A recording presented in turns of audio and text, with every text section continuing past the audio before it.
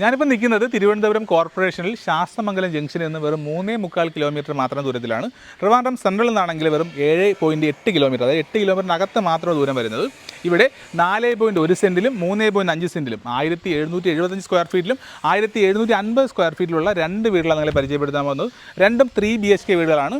ഒരു വീടിൻ്റെ asking price 82 ലക്ഷം രൂപ, അടുത്ത വീടിൻ്റെ ആസ്കിംഗ് പ്രൈസ് 77 ലക്ഷം രൂപയാണ്. പ്രൈസ് നെഗോഷ്യബിൾ ആണ്.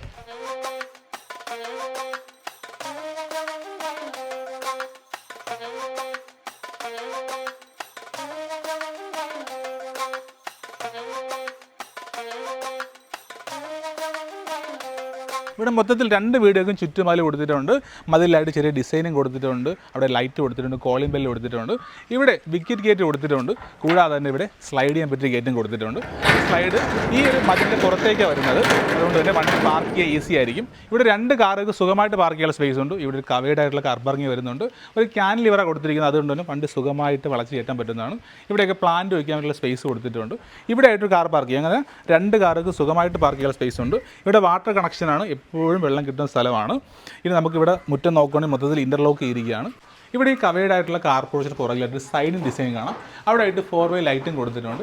ഇവിടെ ഹാൻഡ് റെയിൽസ് എല്ലാം തേക്കിലാണ് ചെയ്തിരിക്കുന്നത്. അതിനകത്തായിട്ട് GI ട്യൂബും കൊടുത്തിട്ടുണ്ട്. ഇനി ഫ്രണ്ട് സ്റ്റെപ്പിലേക്ക് വരുമ്പോൾ ട്രെഡ് ഗ്രാനൈറ്റും റൈസർ ടൈലിലാണ് കൊടുത്തിരിക്കുന്നത്. അപ്പോൾ നമുക്ക് നേരെ വീടിൻ്റെ ആ ഒരു സിറ്റ് ഔട്ട് ഫോയറിലേക്ക് വരാം. ഇവിടെ ഈ വീട്ടിൽ ഫ്രണ്ട് കതകും കട്ടലും എല്ലാം തേക്കിലാണ് നിർമ്മിച്ചിരിക്കുന്നത്. കൂടാതെ ജനൽപ്പാളികളെല്ലാം തേക്കിലാണ്. അപ്പോൾ നമുക്ക് നേരെ വീടിൻ്റെ അകത്തെ കാഴ്ചകളിലേക്ക് വരാം. അപ്പോൾ നമ്മൾ നേരെ വരുന്നത് ലിവിംഗ് ഏരിയയിലേക്കാണ്. ഈ ലിവിംഗ് ഏരിയ യൂസ് ചെയ്തിരിക്കുന്നത് 160/80 സൈസുള്ള ബ്രാൻഡ് ടൈലാണ്. അതിൽ എപ്പോക്സി കൊടുത്തിട്ടുണ്ട്.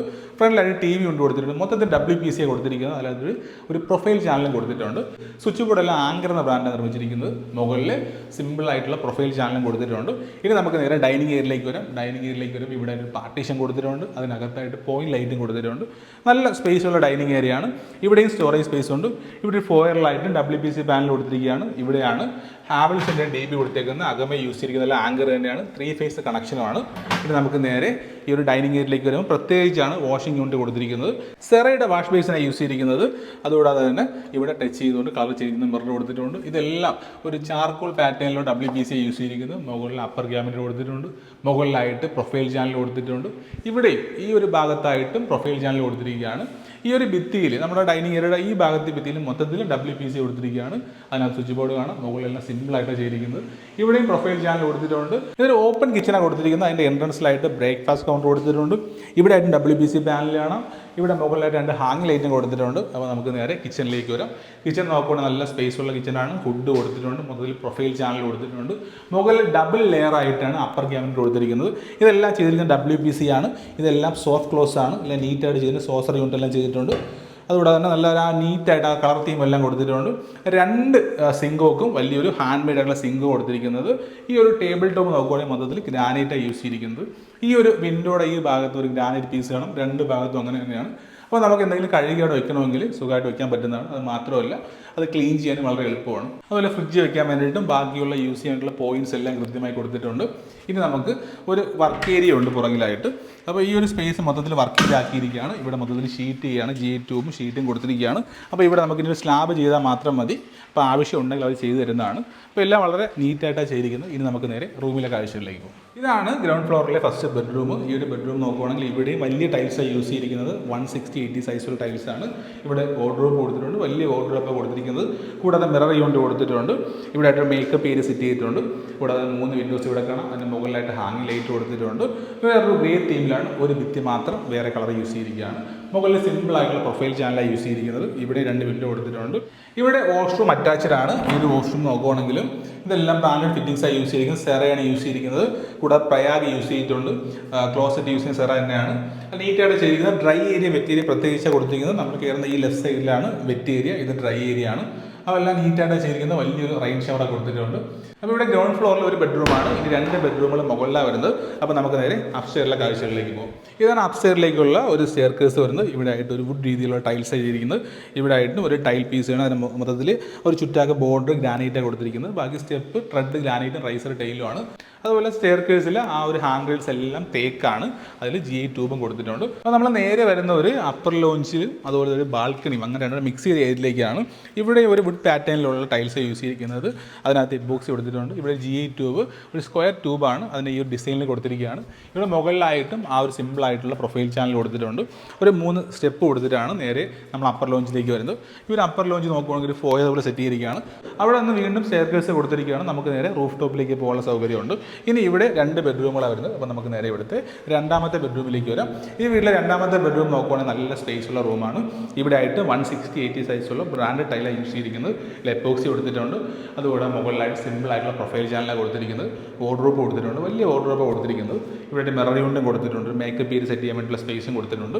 ഇനി നമുക്ക് നേരെ വാഷ്റൂം എങ്ങനെയാണെന്ന് നോക്കാം.